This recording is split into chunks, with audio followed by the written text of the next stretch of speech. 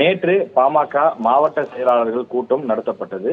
அதனைத் தொடர்ந்து இன்று மாவட்ட அளவில் இருக்கக்கூடிய மற்ற நிர்வாகிகள், அதாவது தலைவர், மாநில அளவிலான பொதுச் செயலாளர்கள், மாநில அளவிலான துணை செயலாளர்கள் உள்ளிட்ட முக்கிய நிர்வாகிகளை அழைத்து ஆலோசனை கூட்டத்தை அன்புமணி இன்று நடத்துகின்றார். இந்த ஆலோசனை கூட்டத்திலே பாமகவின் பொதுச் செயலாளர் வடிவேல் ராவணன் வந்திருக்கின்றார்.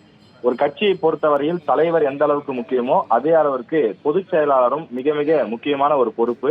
நாளை தேர்தல் ஆணையம், அதே போல நீதிமன்றம், பொதுக்குழு என்று செல்லும் போது இந்த பொதுச் செயலாளருடைய பங்கும் மிக முக்கியமானதாக பார்க்கப்படும். எனவே ஒரு கட்சியினுடைய பொதுச் செயலாளர் எந்த பக்கம் நிற்கிறாரோ அந்த தரப்பினருக்கு கூடுதல் வலிமை சேர்க்கும் என எதிர்பார்க்கப்படுகின்றது. எனவே அந்த அடிப்படையிலே தான் வடிவேல் ராவணன் பாமகவில் இருக்கக்கூடிய மற்ற நிர்வாகிகளை விட முக்கியத்துவம் வாய்ந்தவராக பார்க்கப்படுகின்றார்.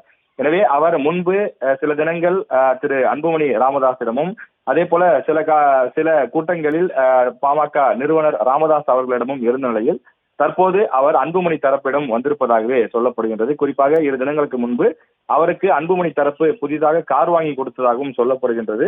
இந்த நிலையிலே வடிவேல் ராவணன் இன்றைக்கு ஒரு புதிய காரில் தான் இந்த கூட்டத்திற்கு வந்திருக்கிறார் என்றும் இங்க இருக்கக்கூடிய நிர்வாகிகள் தெரிவிக்கின்றார்கள். எனவே தொடர்ச்சியாக அன்புமணி பல்வேறு நடைபயணம், உரிமை மீட்பு பயணம், அதே போல மாவட்ட பொதுக்குழு கூட்டம், மாநில அளவிலான நிர்வாகிகளை அழைத்து ஆலோசனை நடத்துவது, இப்படி பல்வேறு முயற்சிகளை மேற்கொண்டு வருகின்றார். மறுபுறம் டாக்டர் ராமதாசும் தன்னுடைய ஆதரவாளர்களை அவ்வப்போது அழைத்து பல்வேறு அணிகளாக ஆலோசனை நடத்தி வருகின்றார்.